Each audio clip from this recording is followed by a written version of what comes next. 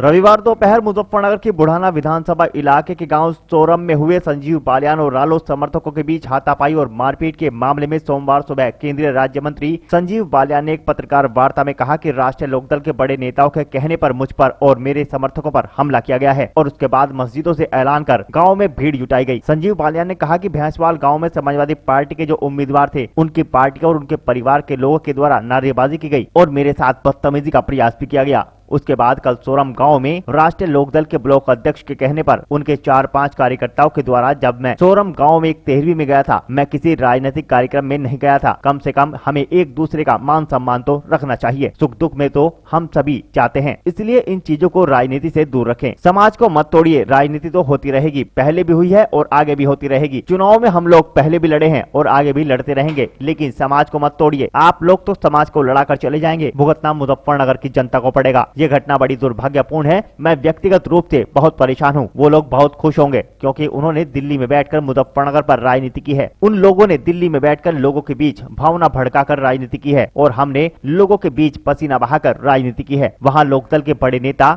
मौजूद थे। जो लोग 26 जनवरी के दिन लाल किले पर मौजूद थे, वही लोग कल सोरम में भी मौजूद थे। मेरे निकलते ही उन लोगों ने राजनीति की और हमारे लोगों के साथ हाथापाई की। उसके बाद सोरम गाँव में मस्जिदों से ऐलान हुआ कि संजीव बालियान के विरोध में इकट्ठा हो जाओ। भैंसवाल में समाजवादी पार्टी के उम्मीदवार जो थे वहाँ, उनके परिवार द्वारा नारेबाजी की गई। 10-12 लोग थे परिवार के, बदतमीजी करने का प्रयास किया। उसके बाद कल सोरम गांव में राष्ट्रीय लोकदल के ब्लॉक अध्यक्ष नेतृत्व में उनके 5-6 कार्यकर्ताओं के द्वारा, जब मैं एक तेरहवीं में मौजूद था, जो रस्म पगड़ी चल रही थी, मैं किसी राजनीतिक कार्यक्रम में भी नहीं था। कम से कम इतना तो रहना चाहिए कि हम इतनी मर्यादाएं तो एक दूसरे की रखें, इतना सम्मान तो एक दूसरे का करें कि ऐसे शादी हो या तेरहवीं, उन्हें तो राजनीतिक जन का खड़ा ना बनाए। समाज को मत तोड़िए साहब, राजनीति होती रहेगी, पहले भी हुई आगे भी होगी। चुनाव वे लोग पहले भी लड़े आगे भी लड़ेंगे। समाज को आपस में लड़ा के आप लोग तो चले जाएंगे, भुगतना मुजफ्फरनगर की जनता को और हम सबको पड़ेगा। ये बहुत जो घटना है बहुत दुर्भाग्यपूर्ण है। मैं व्यक्तिगत रूप से दुखी हूँ। वे खुश होंगे, उन्हें खुश होने का, क्योंकि उन्होंने हमेशा राजनीति दिल्ली से बैठ के की है, जनता के बीच में कभी नहीं की। दिल्ली से भावनाएं बढ़ा के राजनीति की है। हम लोगों ने पसीना बहा के लोगों के बीच में लोगों की सेवा करके राजनीति की है। आपने भी बताया कि क्या नाम मस्जिदों से ऐलान किया कि मस्जिदों के जरिए माहौल बिगाड़ने का काम किया जा रहा है। लोकदल के नेता मौजूद थे वहीं पर, बड़े नेता जो 26 जनवरी की घटना में लाल किले में थे वो वहाँ मौजूद थे। मेरे निकलते ही हाथापाई हुई, वे लोगों ने आके नारे लगाए, लोगों ने उनको भगाया। उसके बाद मस्जिदों से अनाउंसमेंट हुआ सोरम में कि संजीव बालियान के विरोध में इकट्ठा हो जाओ। ये 2013 की घटनाओं की तरफ इस मुजफ्फर को मत लेकर जाइए। आप 2013 में भी भाग गए थे साहब, इस बार भी भाग जाएंगे। पिछली बार भी हमने भुगता था। सोरम में पूर्वालियान में मारे गए थे, पता लेने नहीं आए लोग। ये कभी पूछने नहीं आए सोरम वालों के आंसू, घायल हुए तो भी नहीं आए।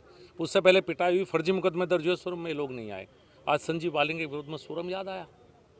फिर कल कोई घटना होगी, आप लोग भड़का के जाओगे, फिर ये लोग नहीं आएंगे। मेरा अपने लोगों से निवेदन है, ये मेरे अपने हैं, कोई भी हो मेरे अपना है, इनके बहकाए में मत आइए, आपस में मत लड़िए।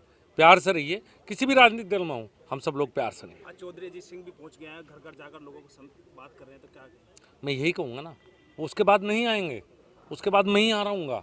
अगर कोई दुर्घटना हुई, कोई तनाव बढ़ा, तो उसकी कहीं न कहीं सांसद होने की तक जिम्मेदारी मेरी है। दुख मुझे होगा, यहाँ के रहने वाले लोगों का, उन्हें नहीं होगा साहब। वे तो हर चीज़ को राजनीतिक नज़रिए से देख रहे हैं। व्यक्तिगत स्नेह लगाओ किसी से नहीं रखते। दिल्ली वापस चले जाएंगे, ट्वीट जरूर करेंगे, लेकिन वापस नहीं आएंगे। मंत्री जी, कल के बाद जो आपका सुरक्षा घेरा बढ़ा है, क्या किसी तरह का भय है या? साहब, मेरा कोई सुरक्षा घेरा नहीं बढ़ा है।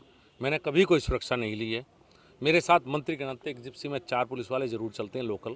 उसके अलावा मैंने न सुरक्षा पहले ली है, ना मैं आज लेता हूँ। मुझे कोई दिक्कत नहीं है। मैंने कोई सुरक्षा की मांग कभी नहीं की, ना मेरा सुरक्षा घेरा बढ़ा। जिस तरह से आप पर हमला हो रहा है, तो कहीं ना कहीं कोई बड़ी देखिए, अपने लोग मारेंगे, अपने गाँव में रह लेंगे जाके दोस्त।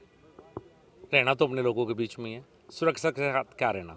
उन्हीं ने बनाया, उन्हीं के हाथ में हमारा भाग्य है। जैसा वे चाहेंगे ऐसा करें। कानूनी कार्रवाई के लिए कोई तहरीर वगैरह क्यों नहीं दी गई, जबकि आप कह रहे हैं कि मस्जिदों से ऐलान किया गया?